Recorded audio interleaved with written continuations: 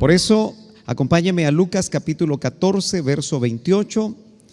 Ya mencioné un poquito acerca de esto, pero quiero recordarle que la Biblia nos dice que hay que también, para los proyectos de Dios, y la familia es un proyecto de Dios muy importante, hacer cálculos. ¿Tiene ya Lucas 14, 28? Dice amén. Porque ¿quién de vosotros, deseando edificar una torre, no se sienta primero y calcula el costo para ver si tiene lo suficiente para terminarla? No sea que cuando haya echado los cimientos y no pueda terminar, todos los que lo vean comiencen a burlarse de él diciendo: este hombre comenzó a edificar y no pudo terminar. No vamos a leer 1 Corintios del 7, del 1 al 40, porque es muy largo, pero por favor apúntelo. 1 Corintios capítulo 7, del 1 al 40, es todo el capítulo 7 donde el apóstol Pablo recibe mucha información acerca del matrimonio. Y es importante que usted en casa lo lea despacio, porque va a encontrar que eso forma parte del cálculo que todo joven, toda persona soltera debería de aprender para saber a qué va al matrimonio. Yo le voy a pedir a mi esposa que nos lea entonces Efesios capítulo 6, verso 1. Dice: hijos, obedeced en el Señor a vuestros padres, porque esto es justo. Honra a tu padre y a tu madre, que es el primer mandamiento con promesa, para que te vaya bien y seas de larga vida sobre la tierra. Fíjese que al recordarme de esta porción de la palabra, hace unos años estábamos en Denver, Colorado, y escuché a una hermana rusa llamada Marsha contando su testimonio de lo importante. ¿Se recuerda usted que dice que nadie que deja padre o madre no se puede unir? Eso es algo importante como un cimiento para el matrimonio. Nos gozamos de ver a Blanquita y a Carlitos, Dios les bendiga, la hija del hermano Otto. Amén. Sí, ¿quién fue nuestro pastor? Bendiciones. Fíjese que usted sabe que eso es importante, pero ¿qué es dejar? Hay muchos hijos, por ejemplo, que guardan amargura y resentimiento contra sus padres, ¿verdad? Y dicen: jamás quiero parecerme a mi papá o a mi mamá. A mí no se me olvida lo que me hizo, nunca lo voy a perdonar. Pero el testimonio de Marsha es tremendo, porque Marsha realmente fue vejada, abusada, violada por su padre. Cuando ella nos contó eso en una convención grandísima, ¿de cuántas personas era, Sergio? Era más de 1,000 personas y habían de todos los países.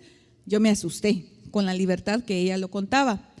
Pero ella, el Señor le dijo, cuando ya llegó el Señor a su vida, ella quiso huir de esa situación, y a los 18 años ella dejó Rusia y se vino aquí a Estados Unidos. Cuando ella estaba aquí, pasó un buen tiempo, tuvo 2 matrimonios, pero fracasaron hasta que ella llegó al Señor. Al llegar al Señor, asistió a un seminario que se llama De la maldición a la bendición, donde ella se dio cuenta toda la amargura y el resentimiento y el daño que ella tenía hacia su padre, pero que por eso ella no prosperaba, porque dice: honra a tu padre y a tu madre para que te vaya bien sobre la tierra. Y dice: y que tengas larga vida y seas de bendición. Entonces ella no prosperaba. Al Señor sanar esa situación, le dijo el Señor: yo realmente te di a tu padre, pero yo nunca quise que él te hiciera ese daño. Él fue usado por Satanás. Entonces tú tienes que perdonarlo. Y ella tomó la decisión, porque el perdón es una decisión, no es un sentimiento, es que yo no siento, sino que ella tomó la decisión de perdonar. Y sabe, el Señor la regresó a Rusia y le dijo: ve a predicarles de Cristo a tus papás, ellos necesitan de Cristo. Entonces estuvo con ellos 3 meses discipulándolos. La mamá nunca supo de toda esa situación, pero el Señor llegó, porque ella le dijo: tienes que arrepentirte, porque el Señor quiere obrar en tu corazón. El Señor no quería que tú me hicieras daño.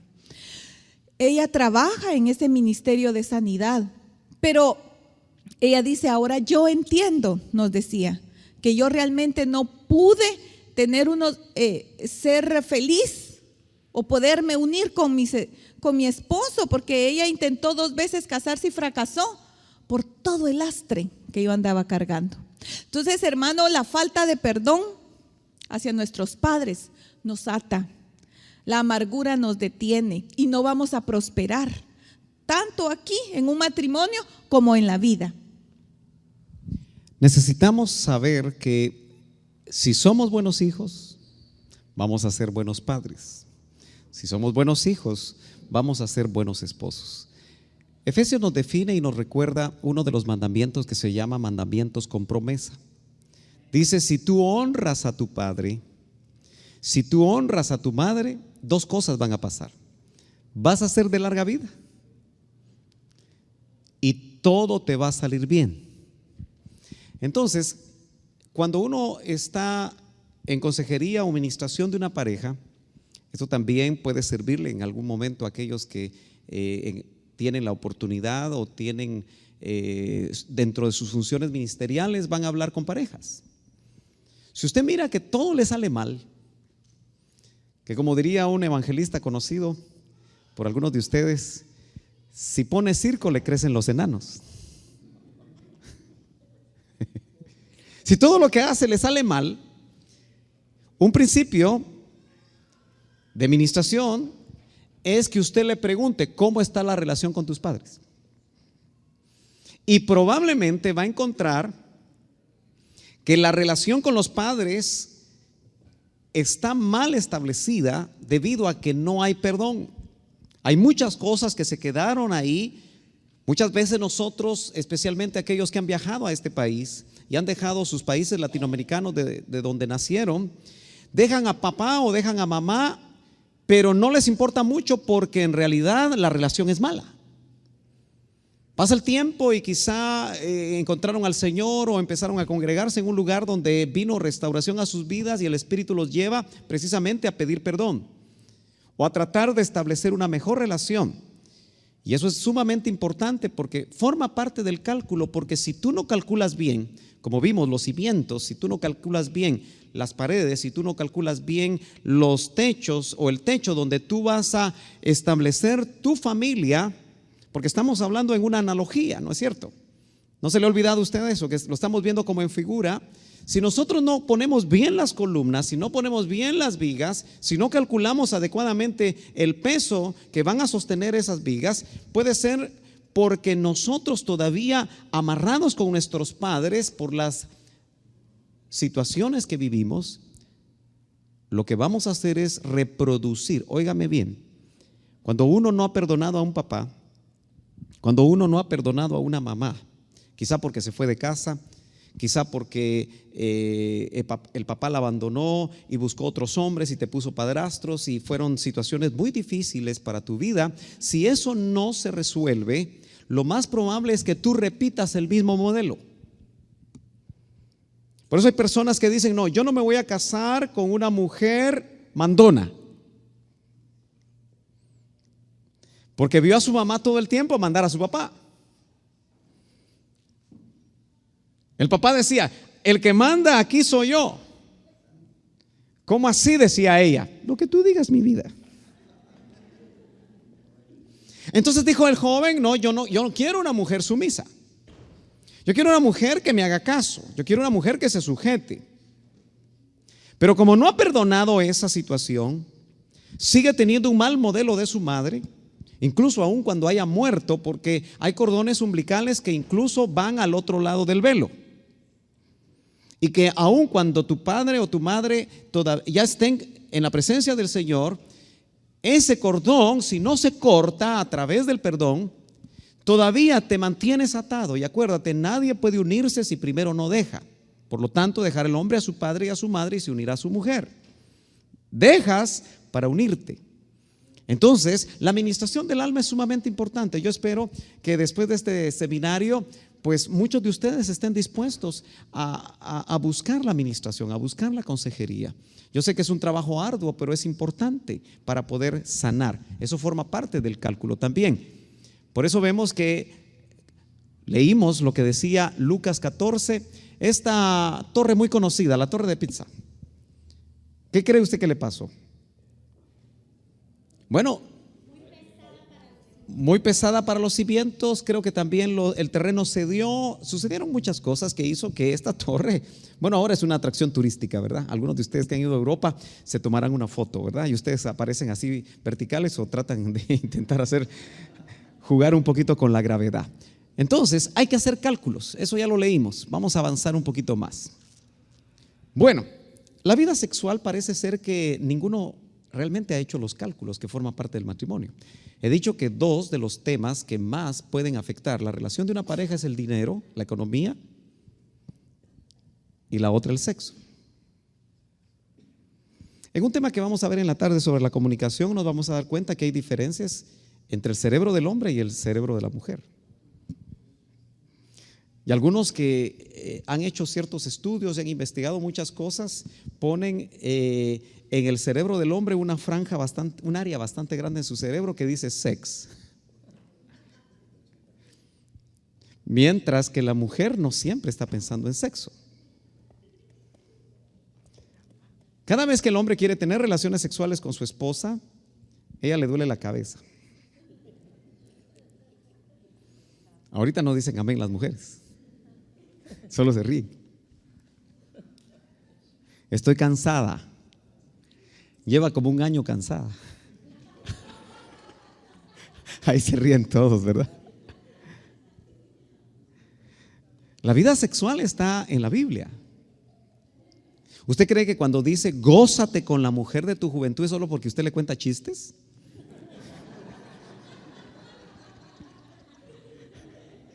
¿Ah? ¿O involucrará? Mire, nosotros siempre hemos visto el libro del Cantar de los Cantares como exclusivamente místico, ¿no es cierto? Y casi siempre los predicadores lo ven como una figura, y por cierto es una figura de Cristo y la iglesia. Pero en realidad el Cantar de los Cantares es la relación de un hombre y una mujer, la Sunamita con Salomón. ¿Estamos de acuerdo? Y cuando lo vemos desde ese punto de vista nos ponemos colorados cuando estamos leyendo lo que dice ahí, ¿no es cierto? ¿Ha leído usted el Cantar de los Cantares? Pero en realidad está hablando de situaciones muy gráficas que tiene que ver con el amor de un hombre y una mujer en el plano erótico. Quizá a algunos les está chocando esto ya, ¿verdad? Hermano Otito, ya no traiga ese hermano otra vez aquí porque nos vino a hablar cosas raras. Pero también se puede leer desde ese punto de vista. Por eso cuando dice gózate como preciosa gacela, gózate con la mujer de tu juventud, está hablando también de plano sexual. Es interesante, hermanos amados, que en el hebreo cuando dice y Adán conoció a su mujer, así se traduce en el español, la palabra hebrea conocer involucra conocimiento de tipo sexual. En realidad está hablando, cuando Adán conoció a su mujer y ella dio a luz un hijo, está hablando de relaciones sexuales. Qué interesante entonces el concepto hebreo, porque lo que dice es que tú debes de conocer a tu esposa. Y por supuesto tu esposa te debe de conocer a ti. Pero no siempre lo ponemos como parte del cálculo en el matrimonio.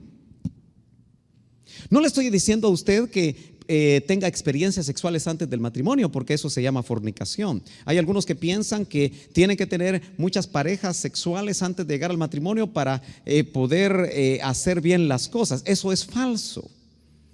Porque indudablemente el concepto de Dios es que se conozcan el uno al otro de una forma natural. ¿Me está siguiendo? Entonces dice, no se lee muy bien, pero es 1 Corintios capítulo 7, solo vamos a entresacar algunos versos, el 2, el 3, el 4, si usted no lo lee bien ahí, por favor, voy a regresar porque me pasé uno. Ok, dice 1 Corintios 7, 2, pero en vista de tanta inmoralidad, note el contexto de lo que está hablando Pablo. Pablo realmente está estableciendo iglesias en el contexto histórico del Imperio Romano. El Imperio Romano se corrompió. Lo que botó el Imperio Romano después de tantos siglos de conquista fue la corrupción. Aquellos que van a Europa se dan cuenta, y si los llevan a ciertos lugares notarán que Roma era una ciudad corrompida totalmente. Hoy nos asustamos nosotros de los gays, pero ya en Roma había suficientes gays. Entonces, el Imperio Romano colonizó muchas de las áreas donde el apóstol Pablo llevó el evangelio. Se encontró con inmoralidad sexual. Cada hombre, dice entonces el apóstol, debe tener su propia esposa y cada mujer su propio esposo. Yadi, ¿nos puedes ayudar a leer el verso 3, 4 y 5?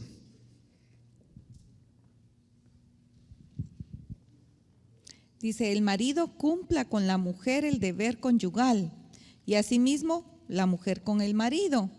La mujer no tiene potestad sobre su propio cuerpo, sino el marido, ni tampoco tiene el marido potestad sobre su propio cuerpo, sino la mujer. Solo me recordé de la relación sexual en un matrimonio. Es tan vivificante, lleva tanta vida que llega a producir un bebé, un hijo. Imagínate lo importante que es realmente poder hablar y poder decir las cosas en pareja, porque a veces la falta de conocimiento daña. Cuán importante es, como decía mi esposo, que lean, que instruyan y que aprendan. Yo con mi esposo hemos hablado a veces con parejas, y a veces el desconocimiento de qué es lo que espera la esposa en una noche.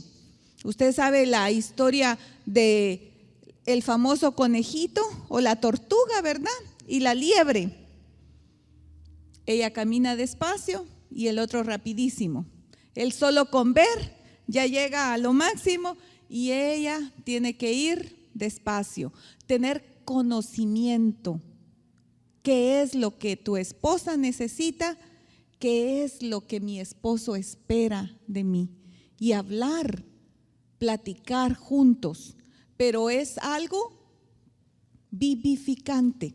Fíjese que me recuerdo también de otro ejemplo, cuando se menciona un ministro, hablaba acerca de las pulgas. Usted sabe quién, no tienen forma de obtener vida, sino es a través de un animal. Si usted se descuida, hasta uno se le suben, ¿verdad?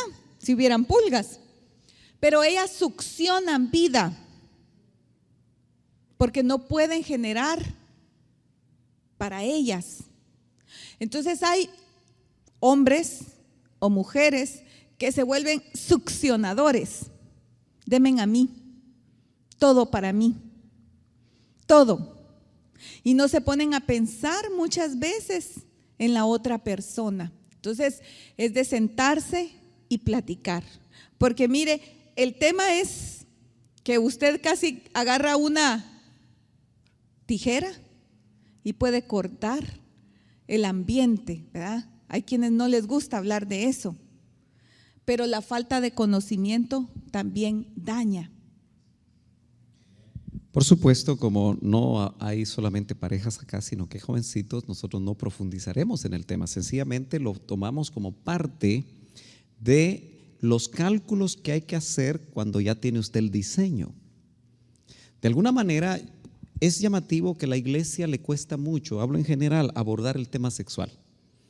Yo creo que un departamento de matrimonios de una iglesia local debería, con solo los matrimonios, bajo la guianza y supervisión del pastor, tratar temas que tengan que ver con lo sexual, porque es un tema muy importante. Por eso Pablo dice algo que yo no sé si usted realmente lo ha leído o si lo ha oído, lo ha meditado. Dice que usted como esposo dice que no es dueño de su cuerpo. Así dice, ¿verdad? Y usted esposa tampoco es dueña de su cuerpo. Entonces esas sus continuas jaquecas, esas sus continuos cansancios, en realidad pueden ser pretextos. Claro, un esposo comprensivo, si ve a su esposa enferma, lo que debe hacer es cuidarla, llevarla al médico y ver qué es lo que está sucediendo, especialmente en ciertos estadios de su vida. Usted sabe que incluso hay momentos donde la mujer necesita hormonas. Hay momentos en que la mujer necesita ciertas cosas y el hombre debe de conocer, debe de saber, debe interesarse para que lo que Dios diseñó. Le voy a hacer una pregunta: ¿quién diseñó el sexo, el diablo o Dios? ¿Está seguro? ¿Está seguro que fue Dios? Y entonces, ¿por qué tanto tabú? Aló. Muchos aquí probablemente crecieron con sus padres que jamás le hablaron de sexo.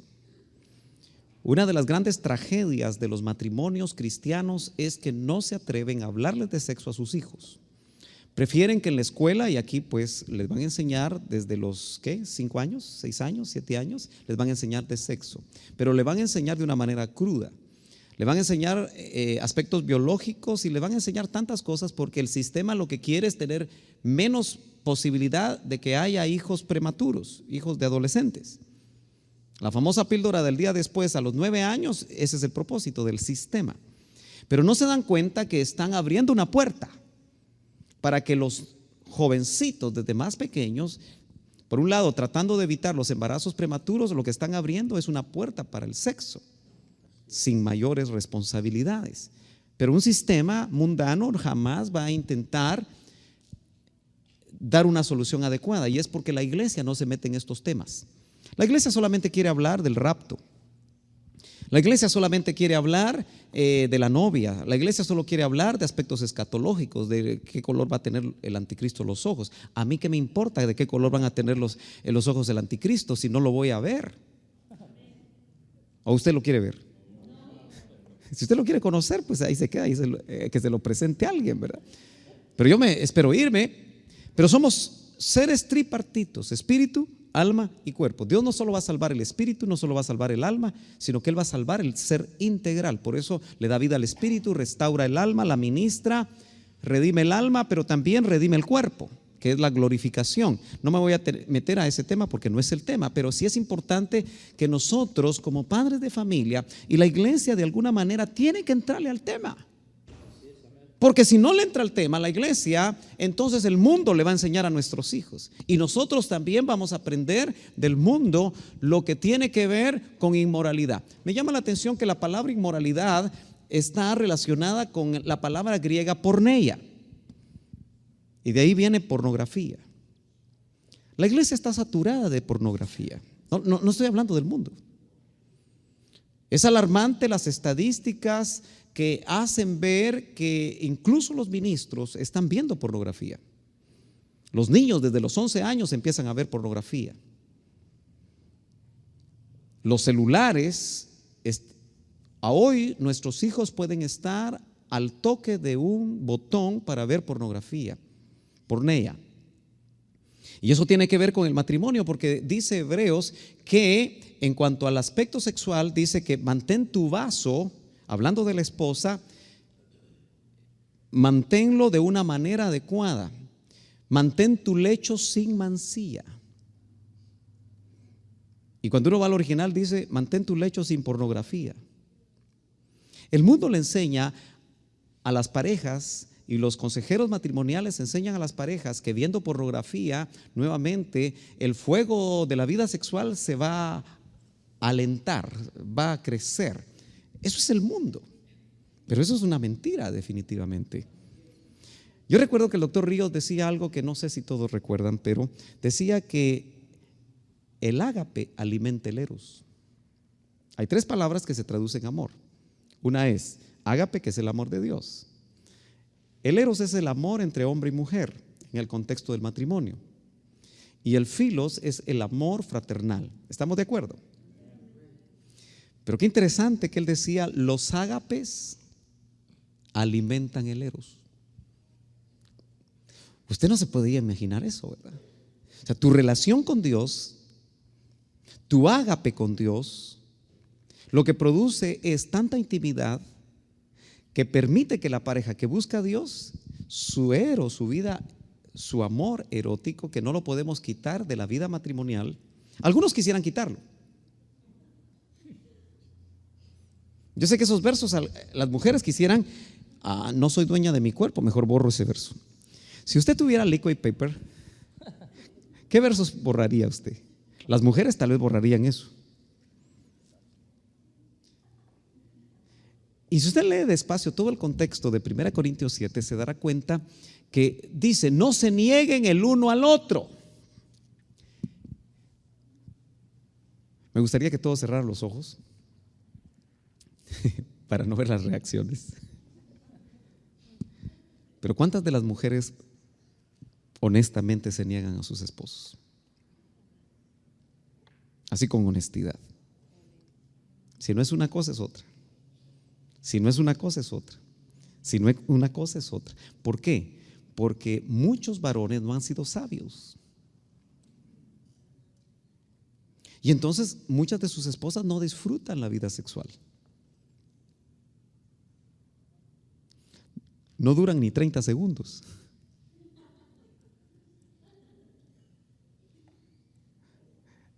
¿Nota usted cómo se pone el ambiente de tenso?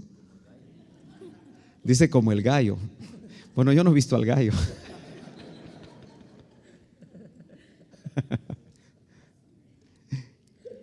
¿Alguno de ustedes ya se sentirá ofendido de que temas de este tipo se manejen en la iglesia? ¿Y dónde se van a manejar? ¿Los vamos a manejar en la calle? No. ¿Por qué habla acerca? ¿Estamos hablando de vida sexual ahí? El contexto habla de vida sexual. No se nieguen el uno al otro. Es raro que un varón se niegue, ¿verdad? Siempre firmes.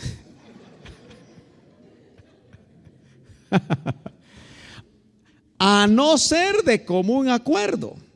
Sí existen tiempos, pero debe ser de común acuerdo. Y solo por un tiempo, dice, para dedicarse a la oración. Mire, es tan importante para Dios la vida sexual de la pareja matrimonial que la compara con la oración. La pone al mismo nivel, porque dice: sepárense de común acuerdo para orar. Entonces quiere decir que es tan importante la oración como la vida sexual. ¿Me está entendiendo? Ay, hermano, yo prefiero orar 1 hora que dormir 1 minuto. Dice: no tarden, subraye eso, no tarden en volver a unirse nuevamente, de lo contrario pueden caer en tentación de Satanás por falta de dominio propio. Como que hay que ser muy sinceros.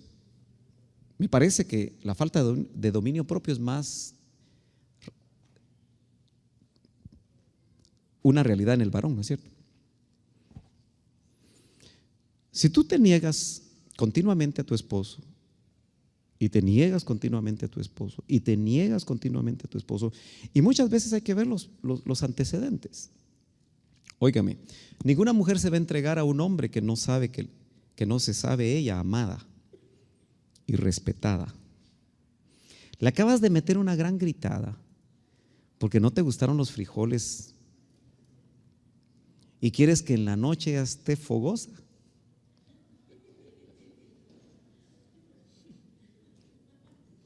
Esa mujer está herida y tú no te das cuenta. Pareciera que fuera una muñeca. No es una muñeca, tiene alma y tiene espíritu. ¿Me estoy dando a entender? Yo no sé, por cuando se habla de estas cosas, la gente se pone rara. Es como cuando hablamos de dinero, ¿verdad? Otra vez, dice. También la gente se pone rara. Pero son temas que van dentro del cálculo, porque en los cálculos muchos de nosotros a veces creemos que si no sale bien la cosa nos divorciamos. Ya le dije yo a usted que en la iglesia en este país las altas tasas de divorcio son alarmantes. Cuando hablo de la iglesia, hablo de toda la iglesia. O sea, los evangélicos se están divorciando. Están pensando cada vez más en el divorcio. Le dije anoche que hay iglesias que tienen el club de los divorciados. Porque los pastores están llegando a la conclusión que llegaron hace mucho tiempo los abogados y que ponen ahí en sus razonamientos de divorcio: incompatibilidad de caracteres. Bueno, ¿y cómo no va a haber incompatibilidad de caracteres si el hombre es totalmente distinto de la mujer? Por eso los opuestos se atraen, ¿o no? Los opuestos se atraen. Y Dios diseñó al hombre totalmente distinto a la mujer. Hasta el cerebro es distinto. Hoy tenemos aquí un médico y tú sabes que ahora ha avanzado tanto la neurociencia que ha establecido que las diferencias son fuertes. Y en la tarde, cuando hablemos de comunicación, nos vamos a dar cuenta por qué nosotros somos meros calladitos, salvo los predicadores. Eso sí, no se callan nunca usted. En los cálculos no se contempla el divorcio. En la Biblia, Dios dice todavía en mi Biblia, aborrece el divorcio. Así dice Dios. Claro, uno inmediatamente busca la salida cuando dice salvo por inmoralidad y adulterio, el cónyuge víctima puede quedar libre. Pero el contexto de todo lo que tiene que ver con divorcio, hermano amado, tiene que ver con el hecho de la dureza de corazón, porque el divorcio se da cuando hay dureza de corazón, porque ni siquiera el adulterio debería ser la causa por la cual una pareja debe de divorciarse. Si están dispuestos ambos a ser restaurados y el cónyuge que cayó en adulterio está dispuesto a ser ayudado en restauración, ese matrimonio se puede fortalecer y se puede restaurar. A menos que no quieran. Entonces, en realidad, lo que lleva al divorcio, aún en aspectos de adulterio, que por supuesto este no es una puerta abierta para nadie, sino que indudablemente lo que lleva al divorcio por la causa más fuerte, que es la del adulterio, es porque hay dureza de corazón, porque el pecado sexual, eso apúntelo en su corazón y en su mente, el pecado sexual endurece el corazón. Cuando un hombre o una mujer caen en pecado sexual, sean solteros o casados, endurecen el corazón y la palabra les entra por un oído y les sale por otro, porque el corazón está endurecido, y por esa razón muchas veces se llega a una separación definitiva. Pablo dice en 1 Corintios 7:11, sin embargo, si se separa, note lo que dice, abre una puerta, porque también a paz nos llamó el Señor, dice. Si el esposo está a punto de matar a la esposa a través de la violencia intrafamiliar, indudablemente cualquier pastor y cualquier abogado y cualquier persona con 3 dedos de frente le va a decir: ponga distancia, porque la puede matar. ¿Cuántas mujeres fueron asesinadas por sus esposos? Y el Estado y los familiares, allá en Guatemala hay un caso muy sonado, que es el caso Sicavisa. Quizá algunos habrán oído. No sé si ya pasaron 2 años, pero esta mujer se presume que fue asesinada por su esposo, pero ni aparece el cuerpo, y se llevó a sus hijos. Él era hijo de una magistrada de la Corte Suprema de Justicia, y la misma magistrada de la Corte Suprema de Justicia movió sus influencias para que su hijo pudiera salir del país, apañando esa supuesta, porque aún no ha sido vencido en juicio, ¿verdad? Pero no aparece el esposo, no aparecen los hijos, y los padres de la esposa siguen haciendo campañas fuertes en Guatemala para lograr justicia. Siguen haciendo inhumaciones para encontrar el cuerpo de esa mujer. Ahora, lo que se sabe es que el bandido, porque un hombre que le pega a una mujer, yo lo digo con toda claridad, es un cobarde. Aunque lo provoquen, porque una mujer es más débil que un hombre. Si quiere pegarle a alguien, que se ponga con otro hombre. Y casi siempre el hombre que le pega a una mujer es un aguilón frente a un hombre. Aló. Usted no sabía que iba a tocar yo temas así, ¿verdad? Si ya no me quiere invitar, no me invite. No hay problema. Pero las cosas hay que hablarlas como son. Porque hay hombres cristianos que le pegan a su mujer. Hay hombres cristianos que de su boca salen palabras ofensivas para una mujer, y hay palabras que son peores que una bofetada. No sirves para nada, yo no sé por qué me casé contigo, ¿Eres una tonta? ¿Eres una muda? Palabras que hieren la identidad de una mujer. Por supuesto, hay mujercitas que la lengüita viperina así le sale.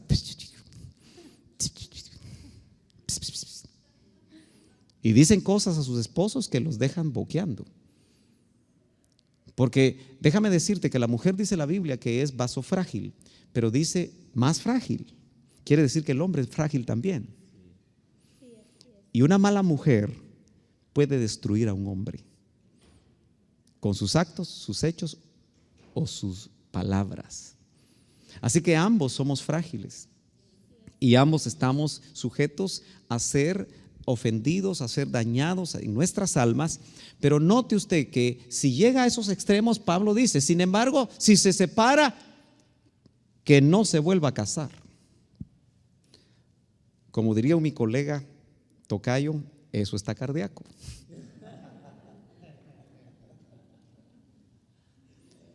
Porque no es eso lo que enseñan los ministros de esos tiempos. Incluso hemos asistido quizá de una manera cercana, y no sé por qué voy a decir esto, pero lo debo decir. Yo, hermano, no tengo miedo de decir las cosas. Pero es terrible que se esté aconsejando incluso a ministros que han dejado a sus esposas que se vayan con la otra y que los avalen.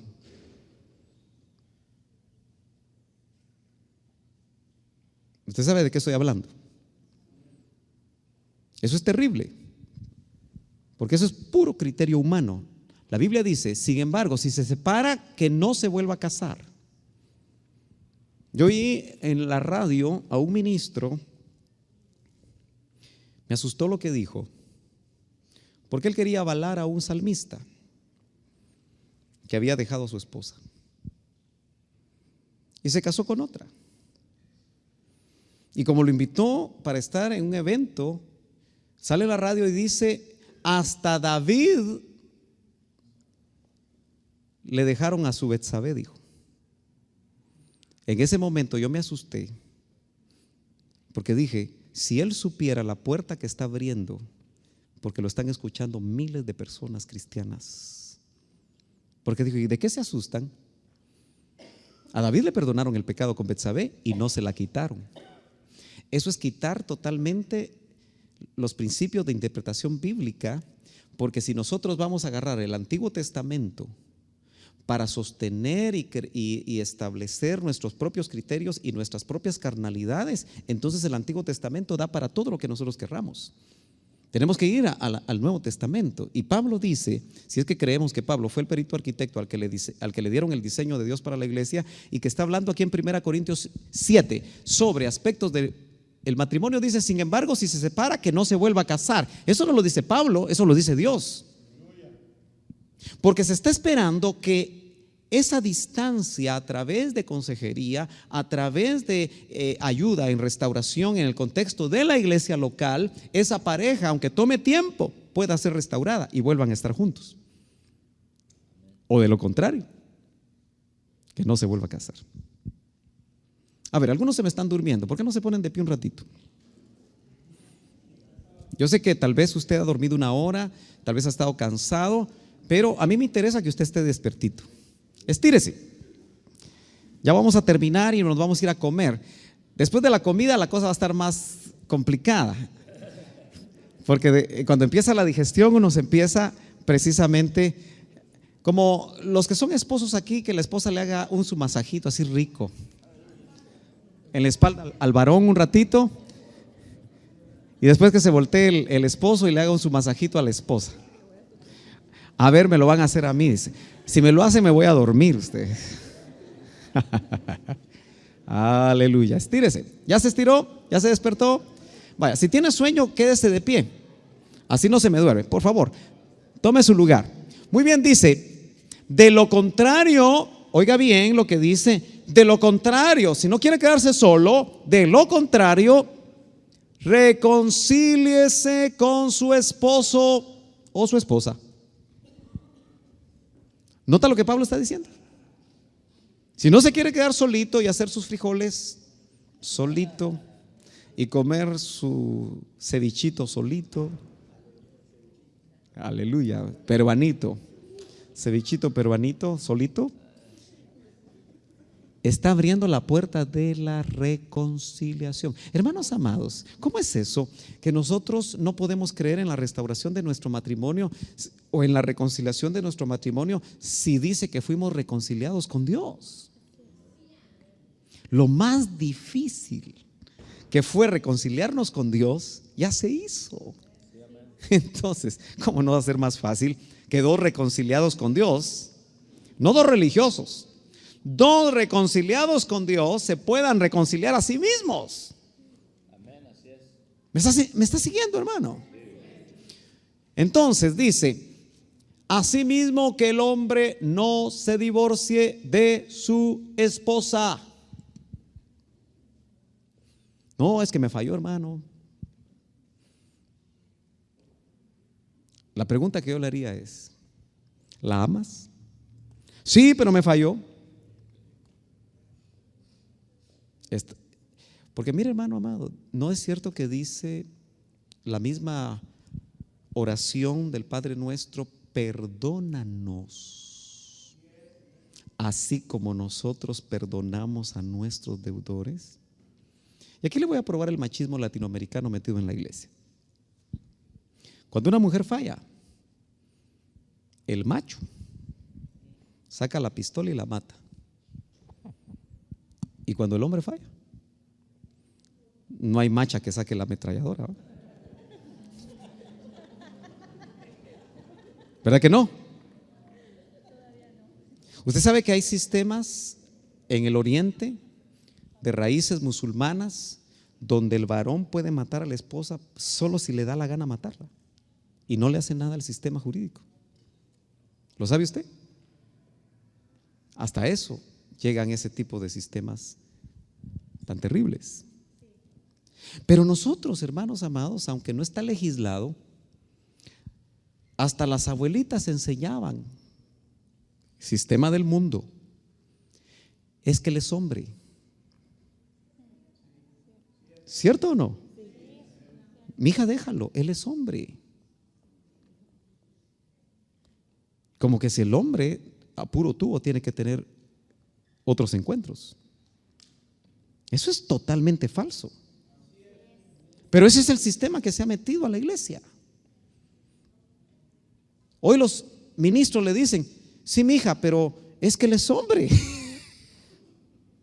Hacete la loca, porque él es hombre. Ajá.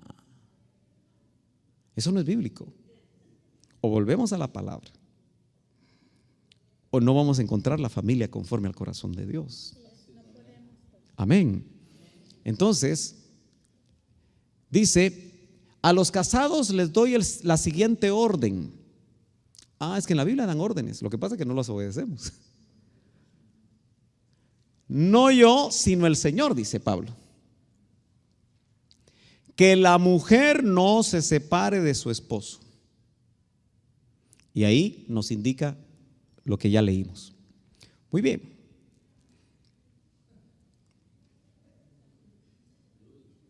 ¿Sabe usted que dentro de lo que debemos de calcular es que si usted se casó fuera del Señor, puede ser que uno de los dos cónyuges llegue primero al Señor? Y cuando eso sucede, la Biblia le llama matrimonio mixto, donde él es cristiano y ella no, donde ella es cristiana y él no. Aquí puede haber casos así. Bueno, en los cálculos la Biblia lo contempla.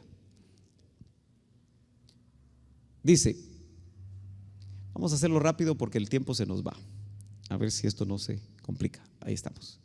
Dice: a los demás les digo yo, me pasé. Ese es el problema de estos aparatitos, ¿verdad? Ahí está. A los demás les digo yo, no es mandamiento del Señor. O sea, qué interesante que Pablo dice: hay mandamiento del Señor, y a los demás les digo yo, hay criterio ministerial. Y dice: si algún hermano tiene una esposa que no es creyente y ella consiente en vivir con él, esa es la clave, que no se divorcie de ella. Y si una mujer tiene un esposo que no es creyente y él consiente en vivir con ella, que no se divorcie de él. O sea, que no es justificación. Mira, hermano, fíjate que como me acabo de convertir y mi esposa no quiere venir a la iglesia, ¿por qué mejor no me divorcio y me busco otra? Porque ella le echó el ojo a otra. Y ojo, hay ministros que lo aceptan y ponen como causa el hecho de que la esposa no es cristiana. Eso está en contra de la Biblia. ¿Me está siguiendo, hermano? Sí. Si usted dice amén, es que lo está entendiendo y que lo está viendo ahí. Muy bien. Ojo con esto. Porque el esposo no creyente ha sido santificado por la unión con su esposa, y la esposa no creyente ha sido santificada por la unión con su esposo creyente, y si así no fuera, sus hijos serían impuros, mientras que de hecho son santos. Yo quiero que usted entienda eso. Si su esposa no es cristiana y usted es cristiano, usted santifica a su esposa para que sus hijos sean santos. ¿Está entendiendo? Y en todo el contexto dice: ¿quién sabe, hombre o mujer, si tu esposo no va, se lo estoy parafraseando, va a llegar a los pies del Señor? Por eso aquellas mujeres que todavía están orando por sus esposos, no se cansen. ¿Te acuerdas de una hermana? ¿Por qué no compartes de eso? Realmente cuando asistíamos allá en el IMSS Central en Guatemala, tal vez como a los 16 años, asistiendo a la clase de señoritas, me recuerdo que una de mi maestra, hermana Teresita de Cabrera se llamaba, su esposo no había llegado a los pies del Señor, pero ella siempre nos decía, y me gustaba la fe que ellos aplicaban, porque me decía: mija, yo los miro realmente a él como un Abraham. Aunque le cuento que a veces llegábamos a los discipulados de su casa, él era catedrático en la Universidad de San Carlos en Guatemala y era una persona de un carácter recio, fuerte. Entonces nosotros nada más llegaba él, teníamos que salir rápido porque nos daba miedo, nos daba su presencia. Pero el amor que ella siempre lo vio, lo visualizó. Y fíjese que hace un momento yo le decía eso a una hermana que me hablaba acerca de su hijo. Y yo le decía que la visión de Dios realmente tiene que impactarnos. Tenemos que creer. Si nosotros no aprendemos a visualizar como Dios mira, ¿cómo cree usted que el padre del hijo pródigo, siempre me ha llamado la atención que dice que salía a ver, porque dice que lo divisó de lejos, siempre tuvo una visión para su hijo, y la visión era que volvía, que regresaba. Entonces, la visión que ella tuvo para su esposo es que era que un día él iba a regresar, que iba a llegar y se iba a convertir. Y me recuerdo que ya yo tal vez con hijas adolescentes, el Señor hizo la obra en el corazón del esposo. Y los dos sirvieron los últimos tiempos en el Señor, pero ella siempre una mujer de mucha fe, porque aún el enemigo le robó, ella me decía, como 10 años de enfermedad, que padeció mucho de sus bronquios, y se sostuvo en la palabra y le decía: Señor, devuélveme esos años. El Señor la acaba de levantar, el Señor le dio un derrame y el Señor la levantó. Ella está como si nada cuidando a su esposo, ahí están en victoria. Entonces mira, hermano, si tú no logras tener una visión de mejoría, tanto para tu matrimonio como para tus hijos, el Señor quiere ponerla en tu visión, porque hay esperanza. Yo siempre les digo eso, realmente el Señor dice la palabra que es restaurador por excelencia, y que aquello imposible para nosotros es posible para Él. Él dice la palabra que cambia el corazón, que dice endurecido en un corazón de carne. Él es el único que puede transformar la dureza del corazón.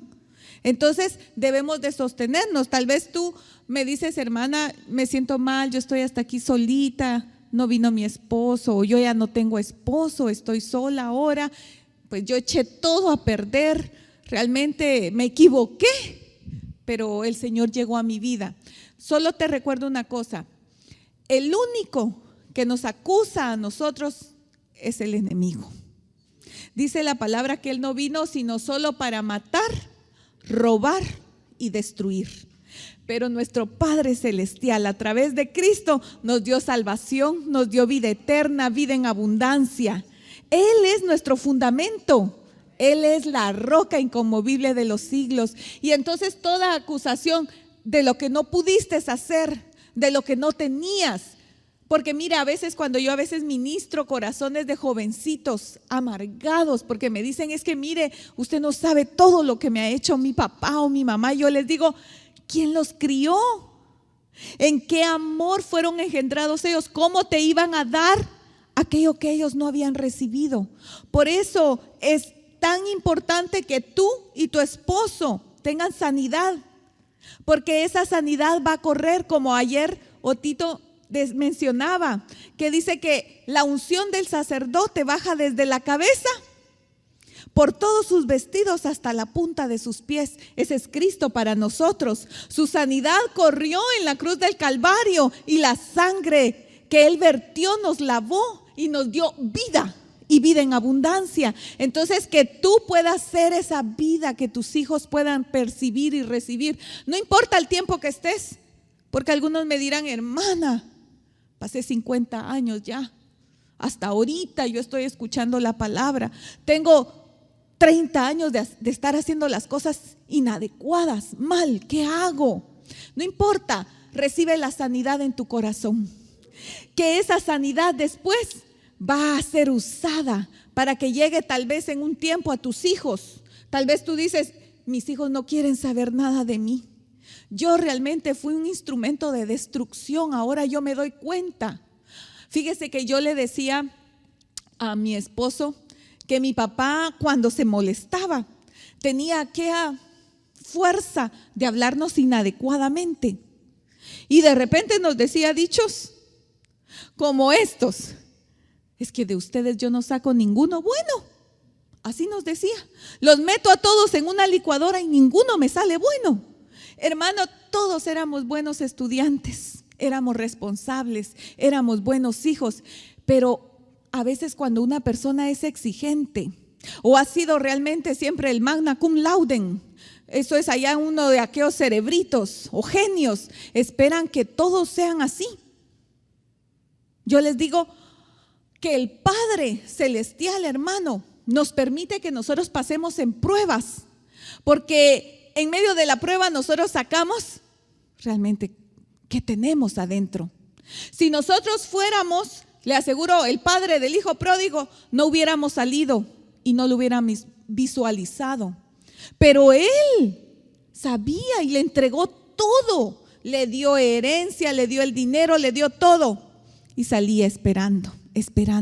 ¿Sabe por qué? Porque tenemos que armarnos de fe, por la fe. Señor, yo hice mal, me equivoqué, pero Señor, yo vengo y hoy pongo a mis hijos, pongo a mi esposo, pongo mi matrimonio en tus manos. Si hay esperanza, si hay restauración, si hay algo que tú puedes hacer, hazlo. Hermano, el Señor va a llegar. Tal vez parte de lo que tú has estado esperando hoy está trayendo un poquito. Después te va a traer un libro, te va a traer consejería, te va a traer ministración, pero aquella obra que Él se ha propuesto hacer en tu vida la va a hacer, porque no depende de ti, sino depende de Él, de su sacrificio, y que tú creas que hay una visión. Mira, a mí me impacta la visión que Dios tiene para nosotros, porque dice la palabra del Señor que Él tiene planes de bien, dice, y no de mal, para que nos vaya bien sobre la tierra. Esos son los planes que tiene preparado el Señor. Dice que no han subido a corazón de hombre. Ni siquiera lo pensó tu papá ni tu mamá cuando tú viniste a la tierra. Yo siempre me gozo en eso y se los testifico y se los digo. A mí no había quien estuviera orando por mí. No había quien estuviera intercediendo ni hablándome del Señor. Pero Cristo, hermano, me persiguió, me fue a buscar, me conquistó, me reveló a su Hijo y ha tenido un llamado para mi vida. Dios tiene un llamado para ti. No te olvides de tu llamado, padre, madre.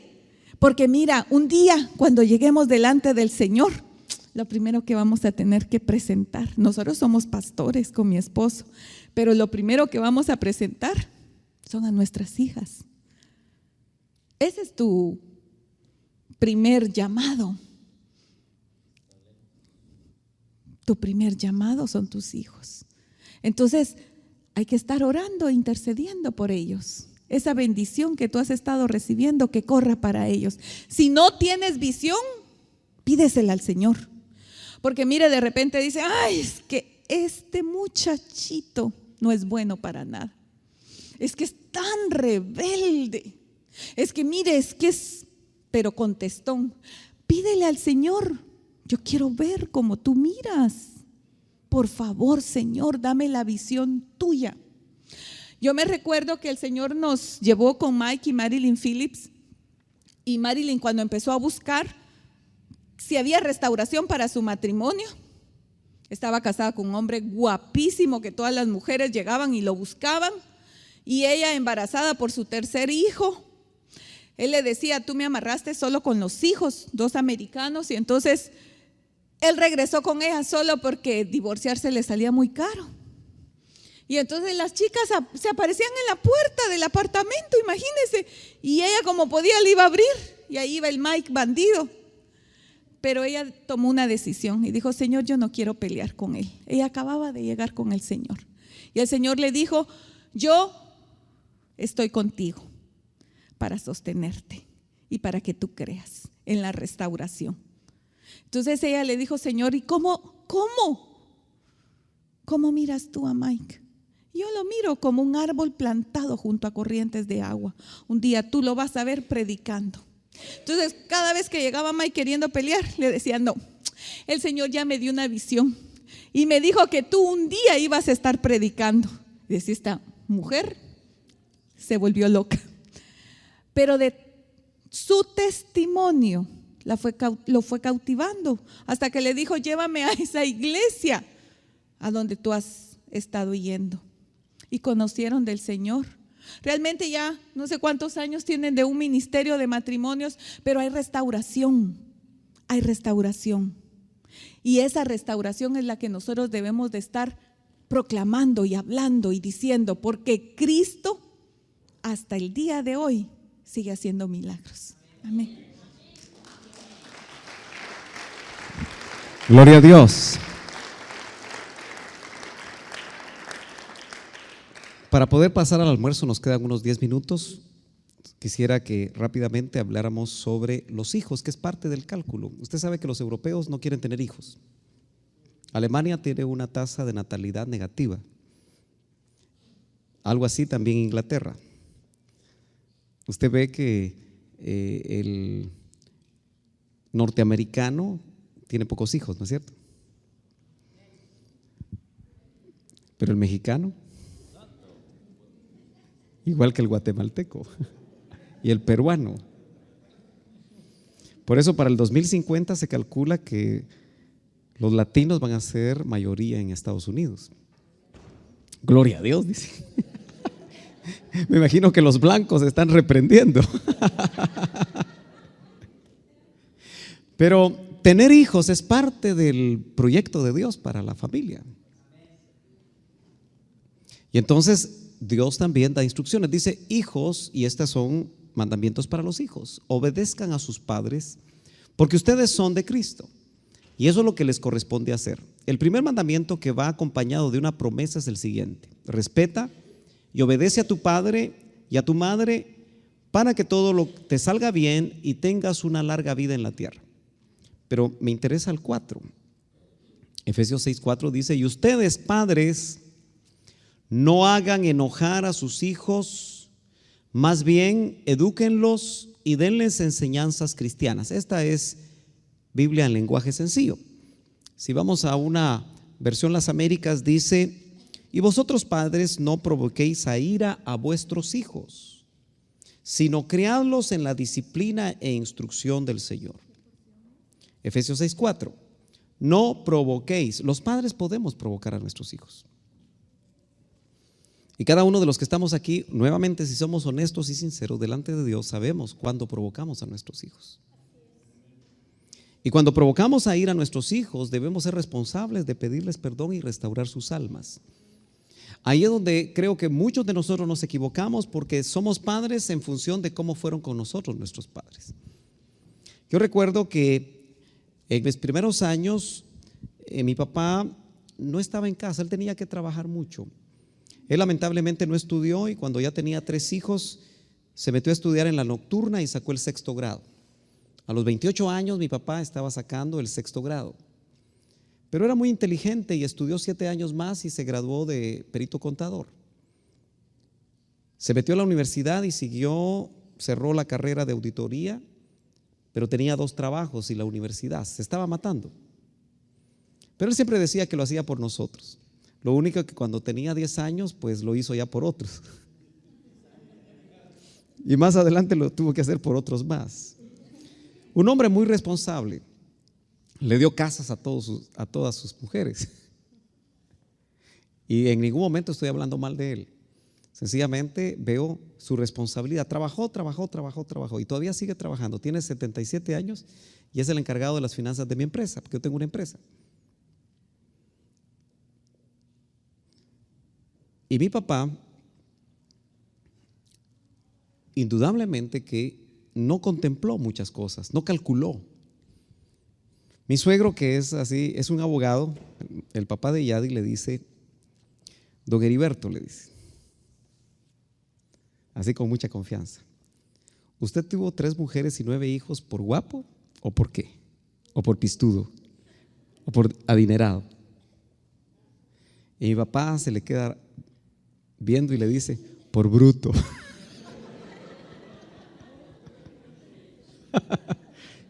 Porque trabajar para 3 familias apenas se puede para una, ¿verdad? Trabajar para 3, pero él fue muy responsable. Si algo yo recuerdo de mi papá, es su responsabilidad. Me enseñó a ser responsable. Él siempre me dijo: mi hijo, si usted no encuentra trabajo, allá en Guatemala hay un lugar que se llama La Terminal, donde se cargan bultos. Los que son guatemaltecos saben eso. Siempre acuérdese que si no tiene trabajo, puede ir a cargar bultos a la terminal, pero usted tiene que ser responsable.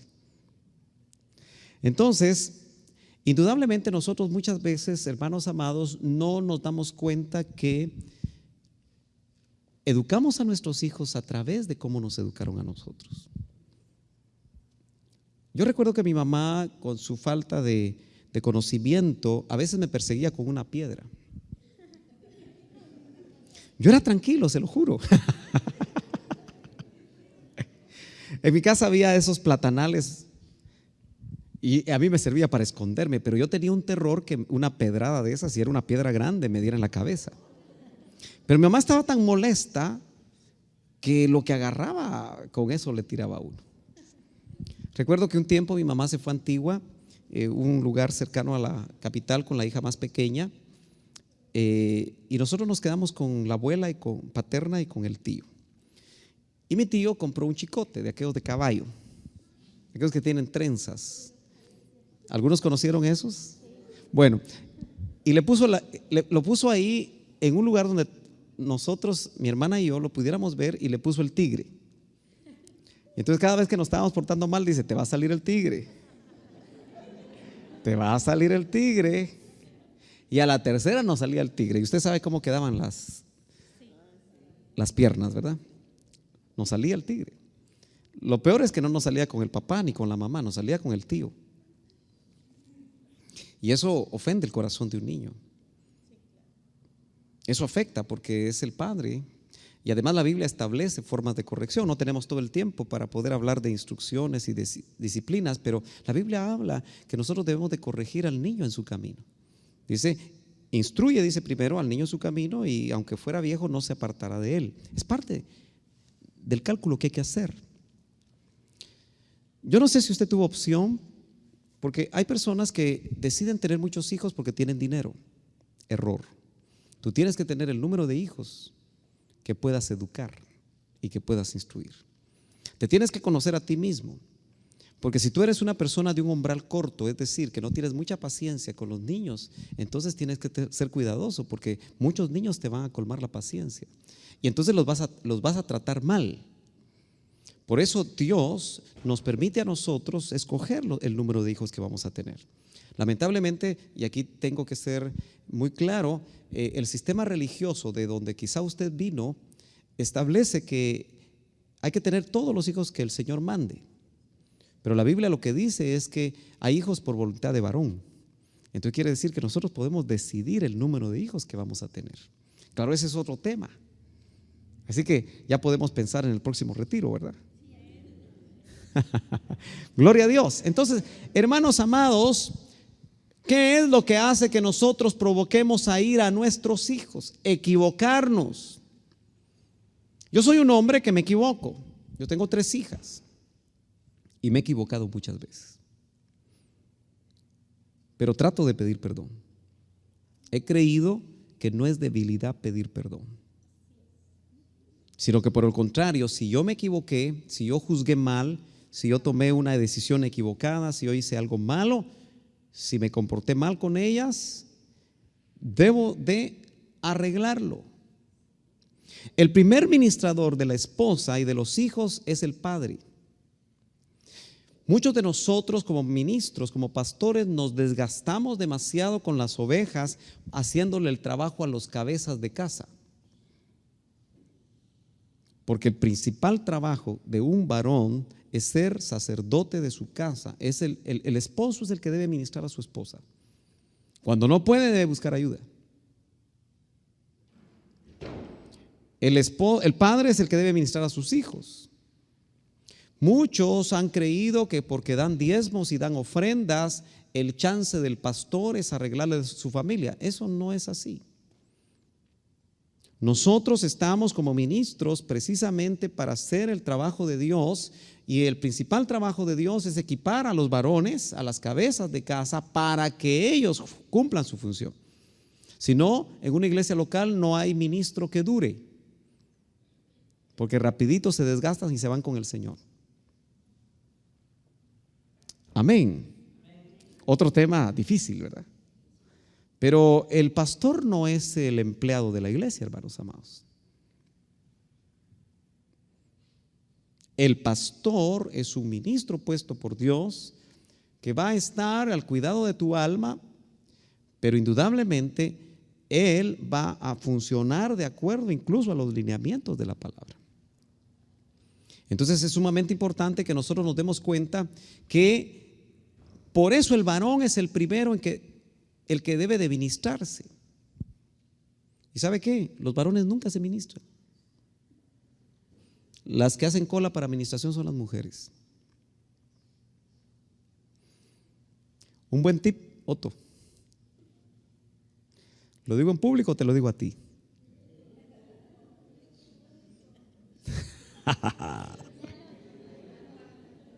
Óigame, el servidor de una iglesia local que no se ministra no debería estar sirviendo.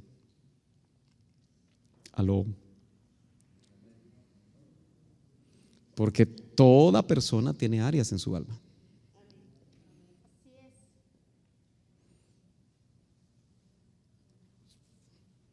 Si no estamos dispuestos a exponernos y exponer nuestras almas para que sean sanadas, probablemente no vamos a poder hacer una buena función dentro de la iglesia. Acuérdese que el obispo dice que primero debe gobernar bien su casa para que pueda cuidar de la iglesia. Y ese es un principio que aplica a los ministros y aplica a todo servidor. Ay, Señor Jesús, la cosa está seria.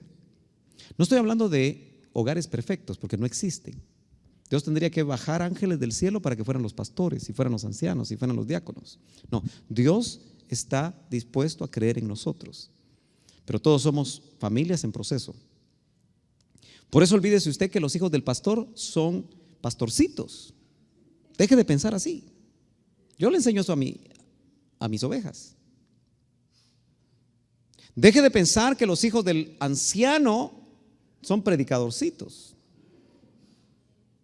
Deje de exigirle a los hijos de los ministros que sean un dechado de virtudes, porque los hijos de los ministros y los hijos de los ancianos y los hijos de los diáconos y los hijos del encargado de alabanza son exactamente igual a sus hijos. ¿Por qué les va a exigir más?